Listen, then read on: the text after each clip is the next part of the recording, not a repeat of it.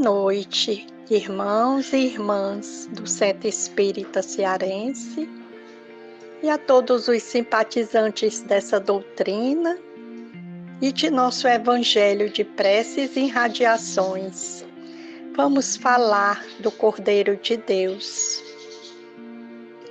Todo o seu ministério fora realizado com base na justiça e na sua misericórdia. Os seus momentos foram assinalados pela ternura e pela abnegação. Jesus definira os rumos do seu trabalho, estabelecendo publicamente que não se serve bem a dois senhores, pois que essa atitude deixa um deles em falta. Por ser filho de Deus, mantinha a postura excelente, exteriorizada nos atos superiores, de que dava mostras. Transparente na sua pureza ímpar, ele respondera com nobreza, baseando-se no conteúdo das questões apresentadas, ou então silenciando. O Filho do Homem fazia-se menor de todos para ensinar mais uma vez a grandeza sublime do amor e da misericórdia.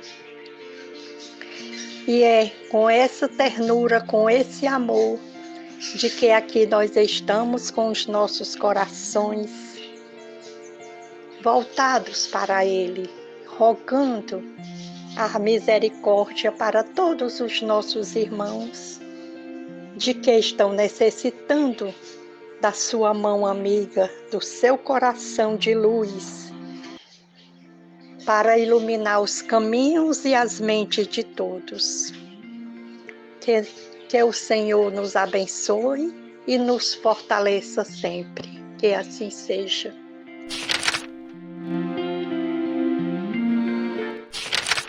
Boa noite. Vamos agora à leitura de O Evangelho segundo o Espiritismo, em sua introdução, resumo da doutrina de Sócrates e de Platão. O homem é uma alma encarnada.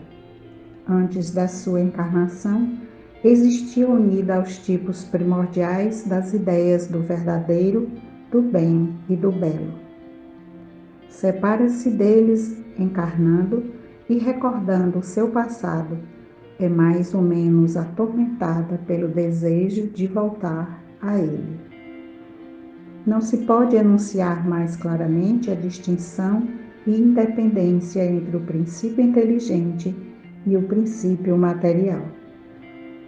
É, além disso, a doutrina da pré-existência da alma, da vaga intuição que ela guarda de um outro mundo a que aspira, da sua sobrevivência ao corpo, da sua saída do mundo espiritual para encarnar e da sua volta a esse mesmo mundo após a morte.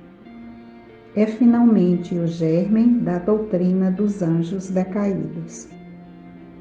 A alma se transvia e perturba quando se serve do corpo para considerar qualquer objeto.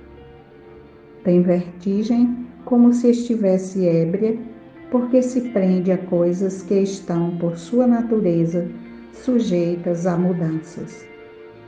Ao passo que, quando contempla a sua própria essência, dirige-se para o que é puro, eterno, imortal, e sendo ela dessa natureza, permanece aí ligada por tanto tempo quanto possa. Cessam, então, os seus transviamentos, pois que está unida ao que é imutável, e a esse estado da alma é que se chama sabedoria. Assim, ilude a si mesmo o homem que considera as coisas de modo terra a terra, do ponto de vista material. Para as apreciar com justeza, tem de as ver do alto, isto é, do ponto de vista espiritual.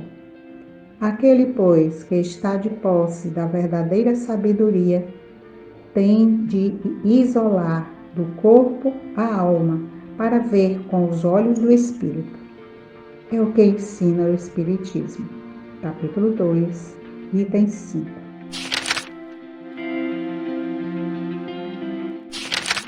A mensagem para a nossa reflexão desta noite, sobre o resumo da doutrina de Sócrates e de Platão, no item 1 e 2, vem mostrar um paralelo entre a crença, entre o pensamento de Sócrates e de Platão, com a doutrina dos espíritos.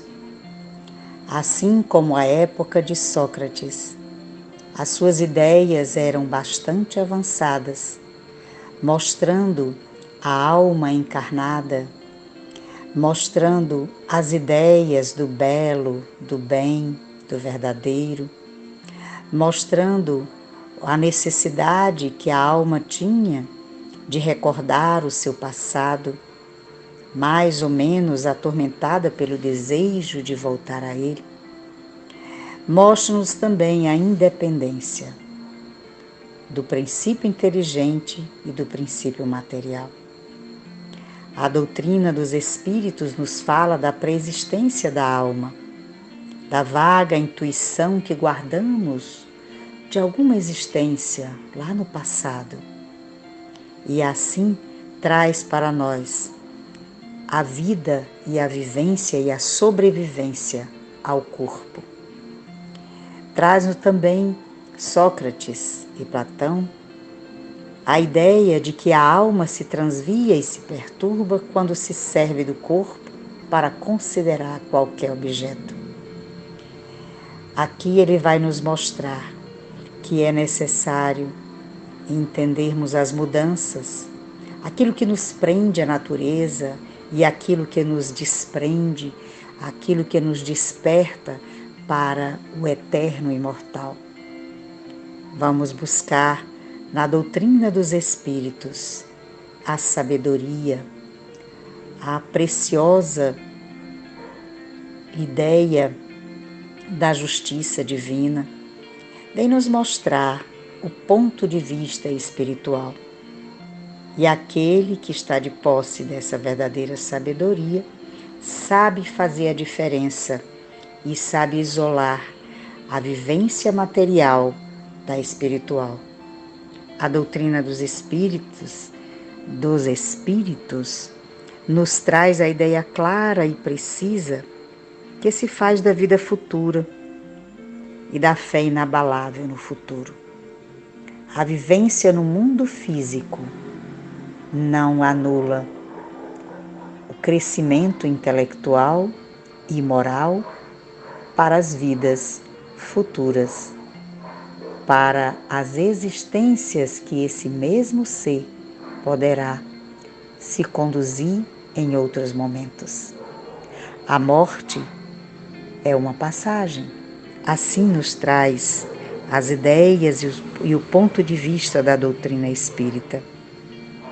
O pensamento sobre a vida terrestre, ela existe enquanto precisamos dela, pela necessidade de crescimento, mas nos mostra um futuro a seguir, nos mostra como estamos vivendo num pequeno espaço de tempo, comparado à eternidade. E é nesse momento que vamos sentindo que a fé viva e verdadeira passa a existir. O temor da morte, ele é minimizado porque há uma calma interior do espírito que atenua as amarguras e os sofrimentos.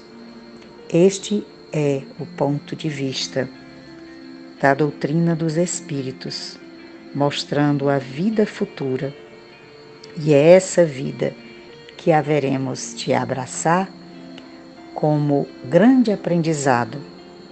Estamos, como nos diz o Evangelho, como a contemplar as estrelas do firmamento.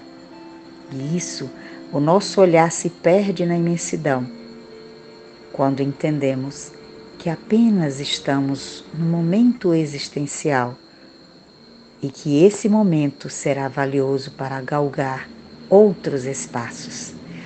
Assim, sigamos confiantes de que essa ideia clara e precisa sobre a vida futura e o fortalecimento da fé, ela seguirá conosco como uma fé inabalável para um futuro promissor.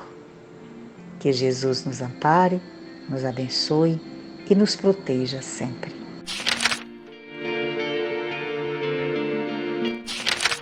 Nesse momento, estamos nos aproximando do encerramento do Evangelho desta noite. Momento em que agradecemos a Jesus a oportunidade de estarmos reunidos em torno dos ensinamentos dele. E a ele pedimos a misericórdia de derramar fluidos de cura, fluidos de encorajamento, fluidos de paz nas águas de todo o planeta, nas águas que cada um de nós utiliza de alguma forma, para que através desses fluidos possamos nos sentir revigorados, fortalecidos na fé, na esperança, para que tenhamos a coragem necessária para continuarmos essa caminhada evolutiva. Assim seja, muita paz para cada um de nós e para o mundo inteiro.